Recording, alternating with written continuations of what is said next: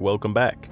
In tonight's video, we'll be covering true encounters that involve stalkers, home invaders, and the like. I believe that encounters such as these are to be feared more than those of paranormal origin, though there can certainly be times where the line is thin.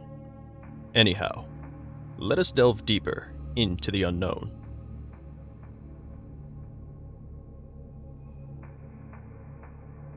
Let me start by giving a little background. I am 23, 5'2", and female. I am by no means intimidating, even when I try. I work 2 days of night audit for a hotel in a heavily populated area of Houston, Texas, with zero security. If you know anything about Houston, you know that can never be good news. With all of that being said, last Tuesday, I was alone, playing stupid games online and listening to Ryan's Roses to pass the time. Around 1 a.m., this man, with a crazed look in his eyes, wanders in. I have cameras right next to the desk, and I saw zero movement before the doors slid open. Anyway, he walks up to the desk and refuses to look me in the eyes until I ask him if he is doing all right. He snaps his head, looks me right in the eyes, and says, "No, I'm not all right at all." I'm kind of taken back, so I apologize and ask if there's anything I can do, etc. He declines, and then asks if he can get a drink from the little shop next to the desk. I tell him, "Yeah, of course. Go ahead and get whatever you'd like. The prices are listed there on the wall." Before he walks away to go get his drink, he makes sure to tell me, "Now, don't worry. I have money. I would never steal from you like that."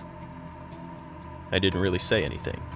Just kinda smiled at him and nodded understandingly. Well, he wasn't lying.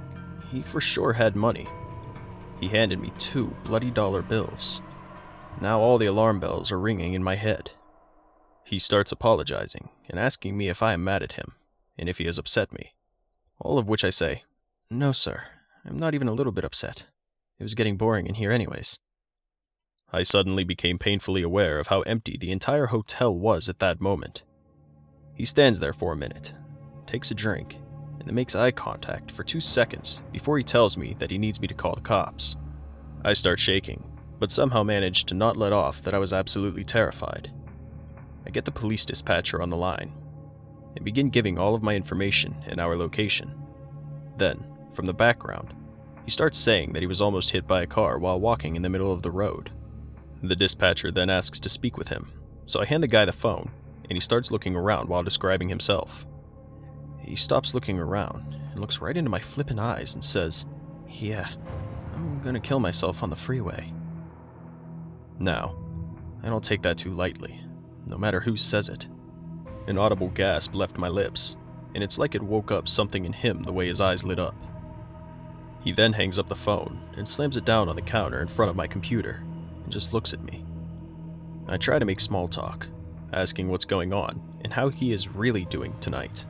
But no, he avoids those questions and starts asking some questions about the hotel like, "What is your nightly rate tonight?" He goes from harmless questions to asking if I am all alone and when my manager will be back, and if I lock all the doors around me. Now, I'm afraid. I pick up what he is putting down, and I want no part in whatever he was planning if he managed to get me out from behind the desk. I switched gears on conversation and tell him that he is more than welcome to take a seat in one of the comfortable chairs in the lobby until the police arrive. He thanks me and asks me again for like the 20th time if I am mad at him. When he sits down, I get even more uneasy because he starts looking around anxiously.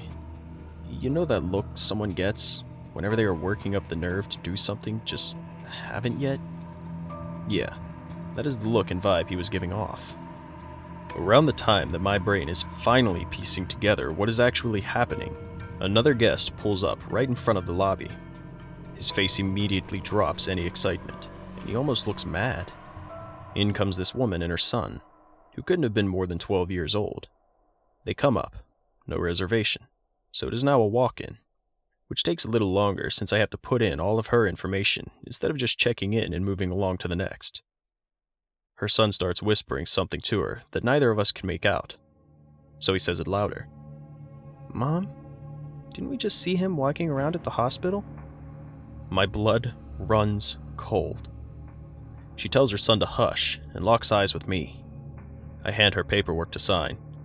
She takes that opportunity to secretly ask me if I am okay, if the police need to be called, and if I am concerned. I tell her yes, I'm terrified, and the cops are on their way.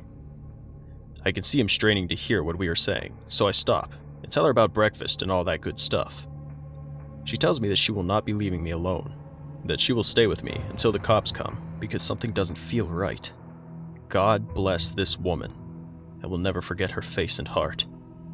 After the cops have come and taken him away, mental hospital I presume, she comes back in from just outside the doors where she also called the police. She comes up and tells me that they just left the hospital up the road, visiting her sister, and passed him on their way out, where he was wandering around the hospital parking lot with his head down. They came straight to the hotel, and he beat them there. He swore he walked here, but there's no freaking way he walked here and beat them. She said she felt something off as soon as she walked in and saw him. She told me he was likely trying to lure me out by making me feel bad for him. Whatever he was planning, I never want to find out. To the creepy man that paid with blood money, I hope we never meet again. I also hope you get the help you need. To the mom and her son, who I believe saved me from something horrible, thank you. I hope we do cross paths again, because I owe you one.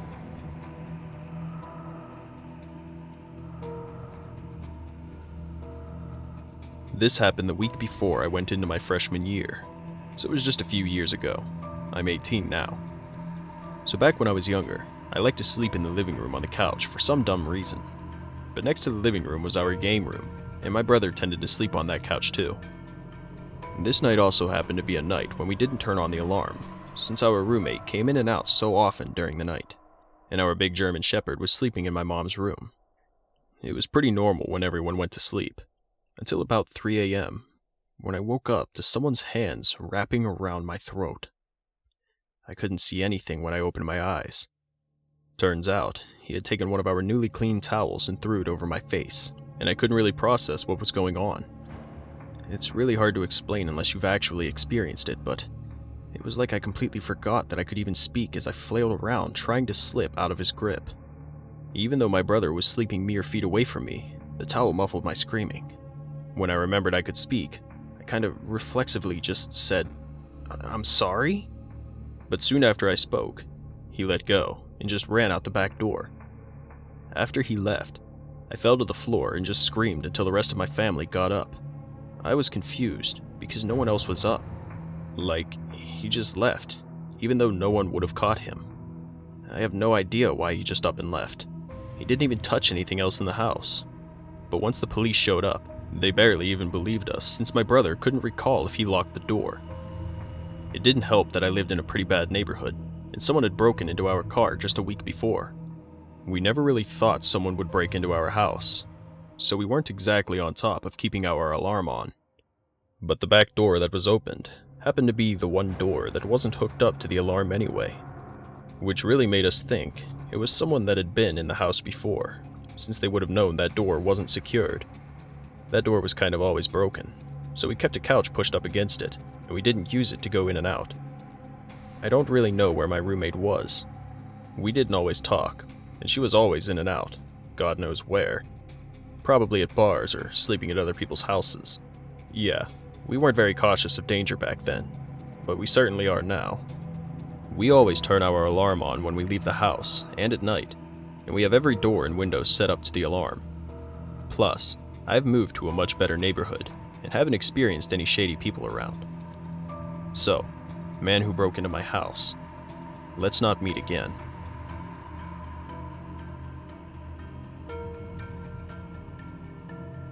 I have a creepy encounter from about 10 years ago that I only just learned of. I was very active in my local Methodist church through high school. I was on the committee that designed and hosted the annual weekend conference for the youth of the local Methodist churches in the region: Arizona, California, and Southern Nevada. One of the churches from Nevada had a church leader who we'll just call Jim. He was a funny older guy, making puns and dad jokes left and right. He would play the guitar and lead us in songs during the conference itself. Really nice guy. I mean, He truly had that Mr. Rogers, the kindly man next door sort of vibes. During the first year I was at the conference, I got a fake number from a girl, and when he saw, he pulled me aside, gave me a pep talk, and reframed everything so that I walked away laughing about it. This was a man I truly respected. So, here I am, a decade later, on the other side of the country, and I reconnect with someone I knew from those retreats. We get to talking, and after a while, she asks me, "Did you hear about Jim?" My heart drops because I figured some sort of health issue, maybe that he died, but I hadn't heard anything, so I said no. She sends me an article about how the FBI triangulated a producer of child pornography, tracked him across multiple state lines, and finally arrested him, with one-way plane tickets for Spain for himself and at least one local preteen boy whose parents had trusted him to go on camping trips with him. At the bottom, they had a picture of the man who had been arrested, Jim. No personal info allowed, so I can't post the article, so you guys won't understand the severity of what he's been arrested for. But it's clear from the article he had been producing that trash for years, taking children on camping retreats, to his private cabin where he would drug and photograph them. God knows what else. It's absolutely haunting to me how someone could have been playing the guitar, happily leading 200 teens in a rendition of Lean On Me one day, and the next, doing something so vile. It scares me to wonder if the retreat we helped organize at all offered him an opportunity either to find prey or to hurt them there.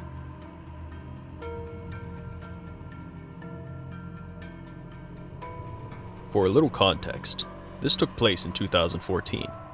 I am a female. I was 20 when this took place, and clearly pregnant. I was working as a cashier at the grocery store, and nothing about this night would have stuck out, if not for this event. I had the 7 p.m. to close shift, and the store closed at 12 a.m. I clocked in, and everything's the same old. However, early in my shift, I had a younger guy, probably early to mid-20s, come through my lane, and he only had a soda from the cooler. Nothing special to have him stick out in my mind. So, my break time comes around at about 9 p.m., and I go to the back to clock out, and then head to walk out the front of the store to call my then boyfriend at the time, now husband. And as I'm walking, I see the same younger guy that I rang up for a soda over an hour ago at the lottery ticket machine. Okay, whatever. He's bored. It's not uncommon to see the same customer come back to the store for a second time.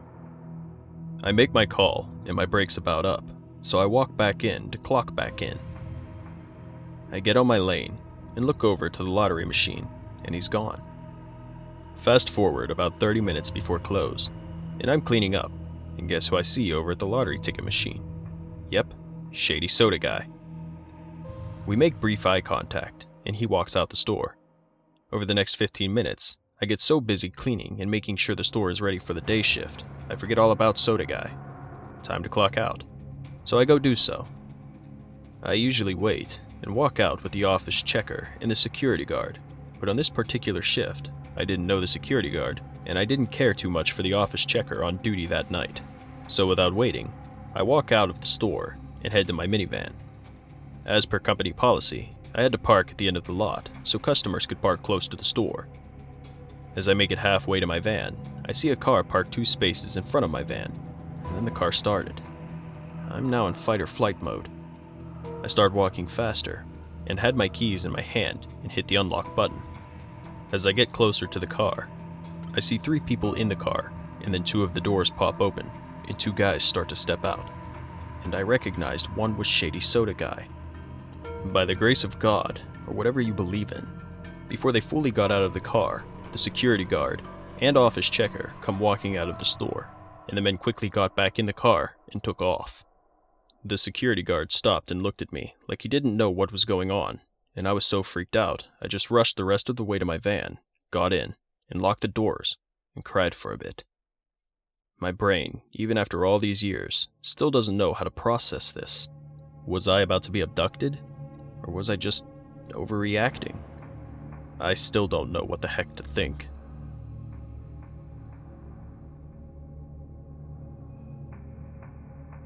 So when I was 16, I started working at a local DQ. I worked almost every day and got to know a lot of the locals. Besides the occasional rude customer, I really liked going to work. I was on first-name basis with a lot of my customers, and we didn't wear name tags, so when someone asked for my name, I wasn't very shy to say it. That's until I met Will. I didn't notice anything weird about him at first. Middle-aged, dressed decent, polite. He would come in, order a sundae, and make small talk while I made it. He came in pretty often, and I never thought of it, being his DQ was the only fast food joint in my small town.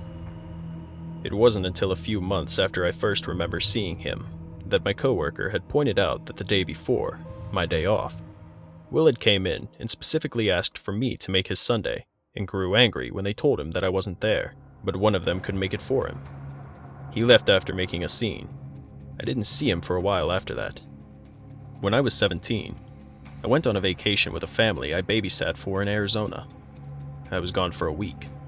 The day I came back to work, I was crouched down under the counter, stocking cups and lids, when my boss was like, "Callie, do you want to go grab some mini Blizzard cups from upstairs?" And I looked at her, confused, because I had already grabbed some. When I met her eyes, she was making them wide and motioning to the stairs in the back room. I stood up and looked in front of me to see Will standing there, with a grin on his face, and he asked me how my vacation was. I thought that was weird, because I never mentioned it. I just turned around and ran up the stairs, and stayed up in the storage room until my boss came up and told me that he finally left.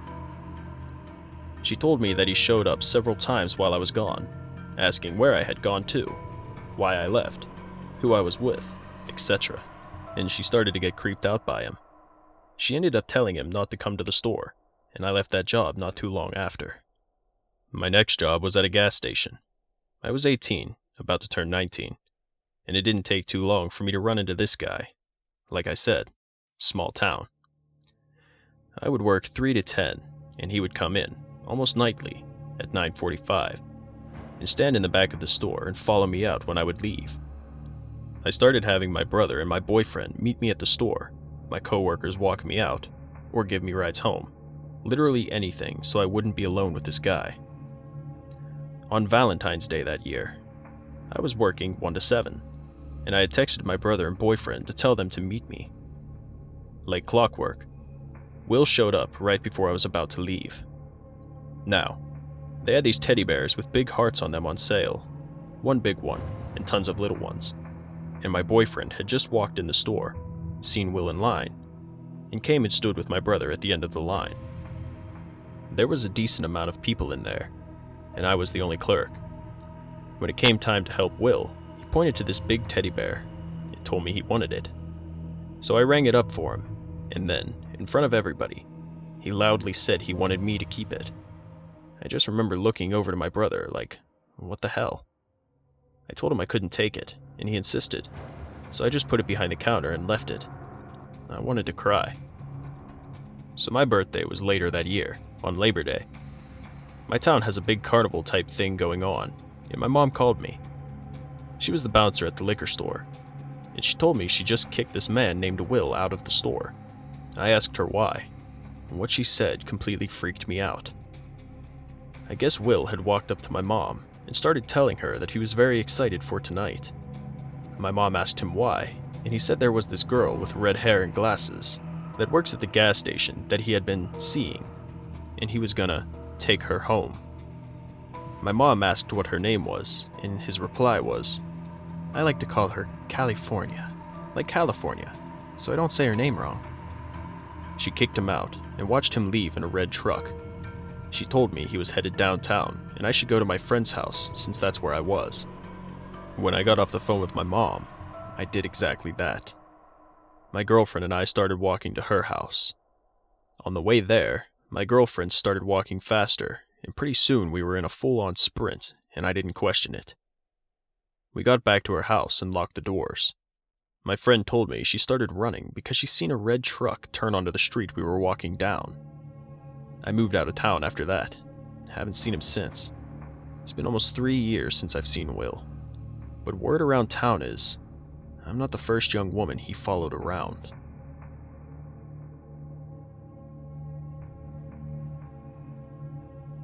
This happened when I was probably 7 or 8. I don't remember all of the details, but I do remember some really messed up stuff. When I was a kid, I lived in a pretty sketchy neighborhood. We lived in those long apartments.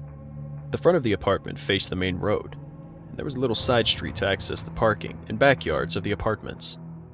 Behind the apartments was a massive field. It was super overgrown, so much so that it was almost a little forest, and my friends and I used to go back there to build hobbit holes in the grass. My mom hated it when we went out there, because there were some rough people that lived in the neighborhood, and she didn't like a group of 7-year-olds playing out where people also shot up heroin. One day, I was out in the woods by myself, just exploring and pretending to be Indiana Jones or something. As I was coming out of the tall grass, I could see the little back alley in between the parking/houses and the woods, and I saw a deer laying in the grass. I thought it was just sleeping, so I crept on it to try to scare it. I know, not cool. When I got there, I knew something was off. The deer was too still, and it smelled horrible. I couldn't see its face, and its back was facing me. But when I got up to it, I nearly had a heart attack when I saw that its entire stomach was ripped open, and all of the insides were spewed around the ground. I wasn't a smart kid, but I knew that this was fucked up. When I turned to run back home to tell my mom, I saw a second deer nailed to the tree next to the first deer. I don't know how I didn't notice this before, but its 2 front hooves were nailed above its head to the tree. The stomach was also cut open, and the ribs had been broken open to expose a gaping hole. As I stood there, staring at it, a car drove past on the little alley. I remember it was a white car with tinted windows. It was driving really slowly. I mean, everyone drove slowly on this alley, because it was a residential street, but these people were barely even moving. I couldn't see inside, but I got the sinking feeling that they were just watching me. Obviously, I can't be sure they were the ones who mutilated the deer, but I'm like 99% sure it was them. Once they were gone, I booked it home and told my mom the whole thing. She told me not to go in the field anymore, and I happily agreed. I didn't particularly enjoy seeing a deer's insides, and I would have loved to just forget about the whole thing. For the next month or so, I saw that car everywhere. It would drive up the main road while I was playing in the front yard. It would drive down the back alley when I would be in the backyard, and I even remember seeing it at the grocery store when my mom and I went shopping. That could have just been another tinted windowed white car, but they were definitely stalking the house. It was always the white car, always the tinted windows, and always driving way too slow to be normal.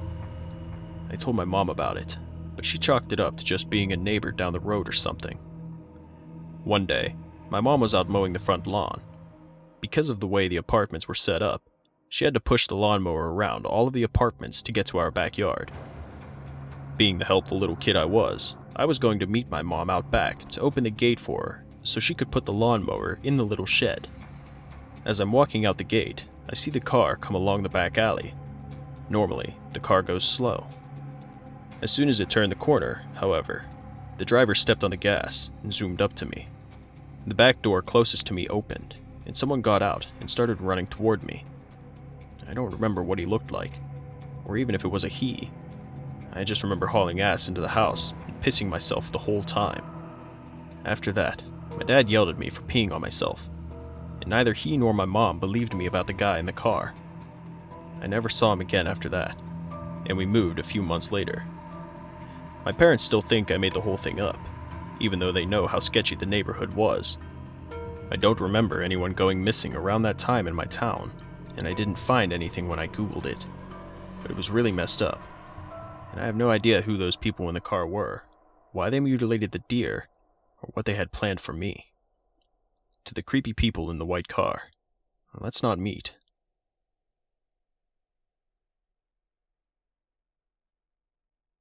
Two years ago, my husband and I flew to LA for a weekend getaway. We stayed at a boutique hotel off of Sunset. It's more of a hipster-type place. Not normally somewhere I'd stay, but it was nice, clean, and had a good vibe. We met up with our friends who lived in LA and went out for dinner and drinks. It was a late night, and we came back to the hotel. I was exhausted and jet-lagged. It was 1:30 a.m. or something like that. My husband is a very deep sleeper. I'm an extremely light sleeper, except when I've had a bunch of drinks, which I had definitely consumed that night. So it was lights out for both of us very quickly. Around 3 a.m., I only know the time after everything had happened, I wake up suddenly and open my eyes. There's a light on in our room. The room had been totally dark when we went to bed. The light came from the doorway, which illuminated the silhouette of a man standing at the foot of the bed. Just standing there, staring. For a moment, I'm speechless, confused, and also slightly intoxicated. I haven't yet moved. My reaction is delayed, and then the stark fear and reality kick in. I gasp and say, "What the fuck?" The man was wearing a red plaid shirt and had dark hair and a beard. I couldn't make out his features as my eyes were adjusting to waking up, and the lighting that illuminated him shadowed half of his face. The man says, "I need to speak with Drake." I know this may sound somewhat comical, but I assure you at the time, it was fucking terrifying. I scream, "Get the fuck out!" which jolts my husband awake, who immediately sits up and sees the man at the foot of our bed. My husband is 6'5", which may not be evident given half his body is underneath the bedding, but either way, the man responds, "Sorry, wrong room," and bolts out, slamming the door behind him. My husband jumps up and runs for the door, but I stop him from going outside into the hallway. Who knows if the man is waiting there, trying to lure him out, or whether there are other men out there, ready to pounce. I keep looking through the peephole, but don't see anything. At this point, we are both shocked and in disbelief, and probably still drunk. We call down to the front desk. No one answers. We call repeatedly, and still, no one answers. We contemplate what to do. Around 20 minutes later, we decide to get dressed and go down to the front desk. There is an employee at the front desk, and there's also a bar in the lobby. My husband walks around to see if he can spot the guy who was in our room, and as he's searching, I get up and start telling the guy behind the front desk what happened. But as I begin the story, I burst into tears. I realize how shaken up I am. The employee gets the manager, and he asks me what time the man came in the room, etc. But I don't know how long he was standing there until I woke up and saw him. I think he must have been there a long time for me to just wake up. My husband comes back empty-handed. We go back up to the room. The next day, the manager calls and says there wasn't anything on the security cameras. I didn't believe him.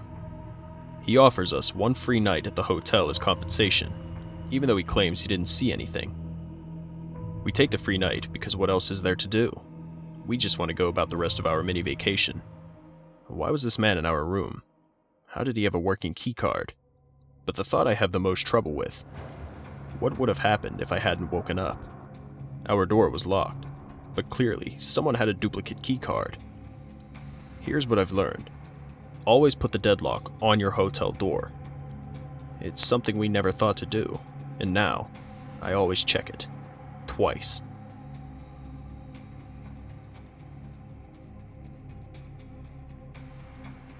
That concludes this entry of true and terrifying encounters.